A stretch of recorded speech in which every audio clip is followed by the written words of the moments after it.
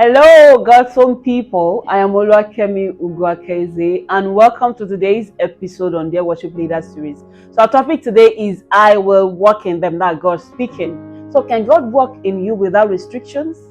I would love to start by reading from the book of John chapter 14 and 23, the Passion Translation. Jesus replied, "Loving me empowers you to obey my word, and my Father will love you so deeply that we will come to you and make you our dwelling place." So let's say, for instance, you are hosting someone in your house. The level of your relationship determines to what extent this guest can move or have access to your things in the house. Okay, let's look at three types of persons. Type A: some are only to stay in the bedroom given to them. They have everything needed in that room, so they are only called out when it's time to eat. And this type of routine is whatever you see, you eat. That is what is available. We have type B. This type B enjoys staying with type A, but can be asked what he or she would like to eat. The person can use the sitting room and change the channels of the television, can also enter the kitchen, but the person has no liberty to cook for herself or even to serve herself. And we have the type C, another level. This type C enjoys staying with type B, but this one has liberty to access the bedroom of the host, can cook, can serve himself or herself. Is at liberty to feel at home.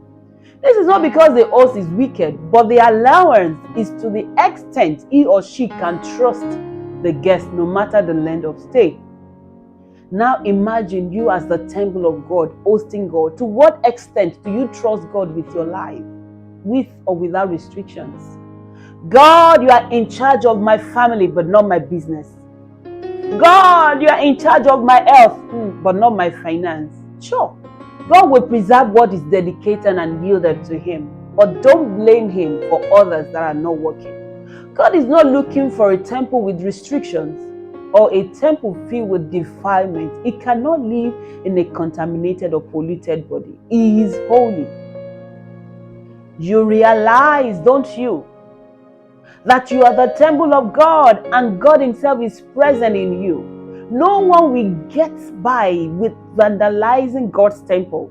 You can be sure of that. God's temple is sacred, and you remember you are the temple of God. That's 1 Corinthians chapter 3, 16 to 17.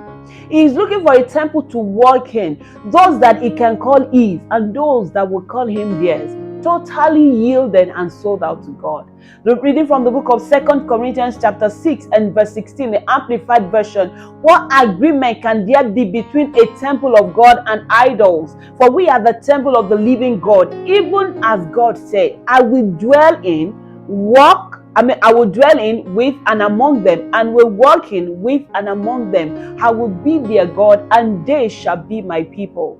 To dwell in, that is to live in them, to dwell with, to accompany them. We are sure of His ever-abiding presence, and to dwell among them. He says to be involved and to shield them, to fight for them, to be their confidence. You are not afraid. That verse said, I will walk in them. That is no restrictions. I will walk with them. That is companionship. I will walk among them. I have my eyes on all they do. I love this quote. It says, there are no unique postures and times and limitations that restrict our access to God. My relationship with God is intimate and personal. The Christian does not go to the temple to worship. The Christian takes the temple with him or her.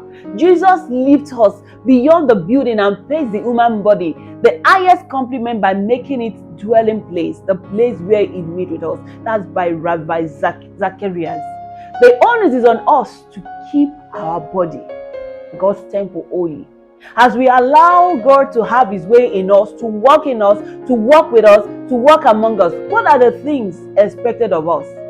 These are the things we're going to focus on in our next episode. The things that are expected of us as we allow God, as we host God and allow Him free access to walk in us without restrictions. What are the things that are expected and what will be the end result? So we trust God to help us as we look into that in our next episode. So it will come your way in our next episode. Remain planted, remain rooted, and remain connected. God bless you.